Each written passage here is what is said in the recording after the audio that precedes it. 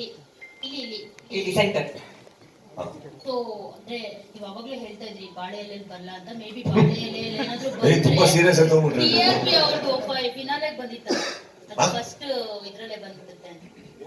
TRP highest TRP ಫಿನಾಲೆಯಲ್ಲಿ ಬಂತು ಅಂತ ಹೇಳ್ತಿದ್ರಲ್ವಾ, starting ಅಲ್ಲೇ ಬಂದ್ಬಿಡುತ್ತೆ ಅನ್ಸುತ್ತೆ. ಬರೀ 8 to 3 ಅಂತ ಹಾಕಿದ್ದಕ್ಕೆ ಸಾಹೇಬರು 3 ಕ್ವಶನ್ ಕೇಳಿದ್ರು. ಹಿಂಗ್ ನಾನು ಬಾಳೆ ಎಲೆಯಲ್ಲಿ ಬಂದೆ ಅನ್ಕೊಂಡಿ ಇಲ್ಲಿ ಚೇರ್ ಹಾಕೋತಾರೆ. ನೆಕ್ಸ್ಟ್ ಬನ್ನಿ ಸರ್, ಏನ್ ಪ್ರಮೋಟ್ ಮಾಡ್ತಾ ಇದ್ದೀರಾ?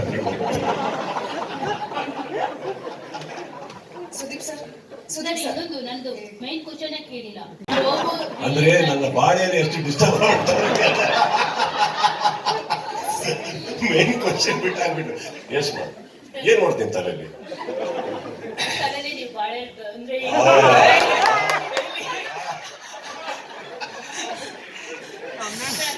Promo compare to in 10 seasons ಗಿಂತ ಈ ಸತಿ ತುಂಬಾ ಡಿಫ್ರೆಂಟ್ ಆಗಿದೆ. ಅಂದ್ರೆ ಹೀರೋ ಟೈಪ್ ಅಲ್ಲಿ ಬರ್ತಾ ಇದ್ರಿ ಇಷ್ಟು ದಿನ ಪ್ರೋಮೋಗಳಲ್ಲಿ. ಈ ಸರಿ ನೋಡಿದಾಗ ಅದು ಸಿಂಹಾಸನ ಎಲ್ಲ ಇತ್ತಲ್ಲ, ಅದು ವಿಲನಿಶ್ ಅಂತ ಅನಿಸ್ತು.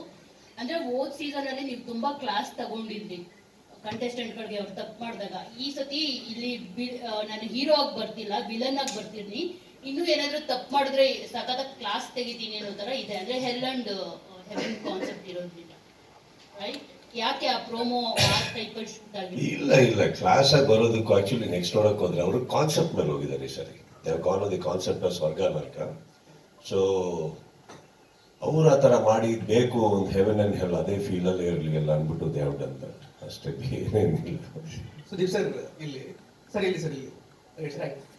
Sir actually last press meet ಅಲ್ಲಿ ನನ್ನ ಪ್ರಶ್ನೆ ಕೇಳಿದಾಗ ಉತ್ತರ ಕೊಟ್ಟಿದ್ದೆ. ಅಂದ್ರೆ ಫೇವ್ರೇಟ್ ಸೀಸನ್ಗೆ ನಿಮ್ಮ ಹತ್ರ ಉತ್ತರ ಇತ್ತು, ನಾಟ್ ಸೋ ಫೇವ್ರೇಟ್ ಸೀಸನ್ಗೆ ಉತ್ತರ ಇತ್ತು.